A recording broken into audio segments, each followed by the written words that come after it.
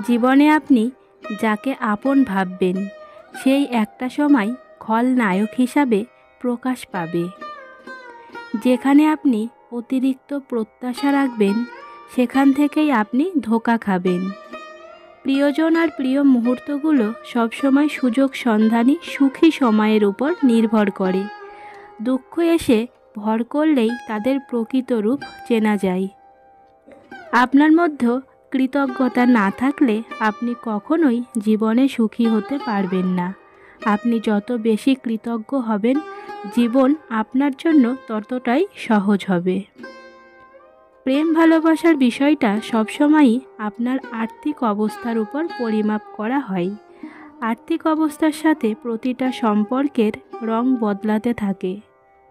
আমরা যা কিছু সহজে পাই তা মূল্যায়ন করি না, অথচ হারিয়ে যাওয়ার পরই তাকে আপ্রাণ খুঁজে চলি।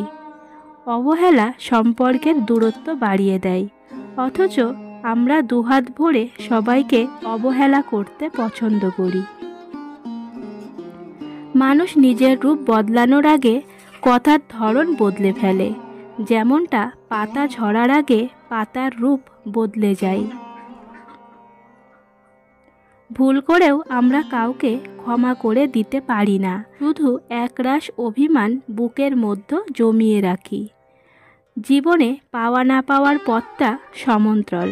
দুটি পথ একসাথে চললেও কখনো একত্রিত হয় না। যাদেরকে আমরা অন্ধের মতো বিশ্বাস করি তারাই একসময় আমাদের কঠিনভাবে চোখ খুলে দেয়। প্রতিটি দিনই আমাদের জন্য নতুন অভিজ্ঞতা নিয়ে আসে, আর আমরা শুধু হতাশায় দিনটি পার করে দিই। জীবনের অন্তিম মুহূর্তে কেউ পাশে থাকে না, আর যদি কাউকে পাশে পান তাহলে আপনার ভাগ্য ভালো। অপ্রিয় হলেও সত্যি আমরা সবাই অতিরিক্ত রকমের আবেগপ্রবণ, সেজন্যই আমাদের প্রাপ্তির চেয়ে হারানোর যন্ত্রণা বেশি।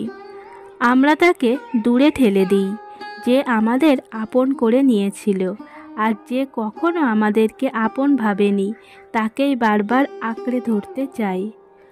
মানুষের প্রকৃত সৌন্দর্য তার চেহারায় নয়, বরং মনের উপর নির্ভর করে। এটা আমরা সবাই জানি, কিন্তু মানতে চাই না।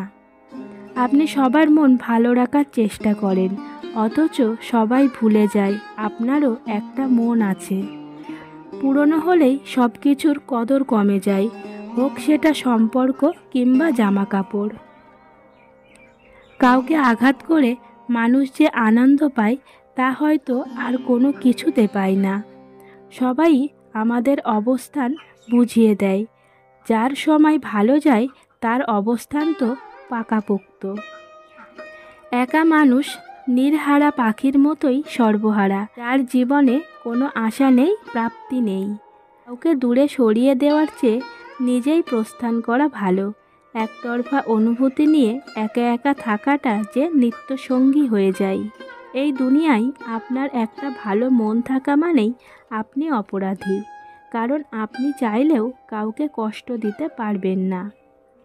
সযত্নে তৈরি করা সম্পর্কগুলো একটা সময় গিয়ে প্রচণ্ডভাবে ভেঙে যায়, অনেক সময় অস্তিত্ব হারিয়ে যায়।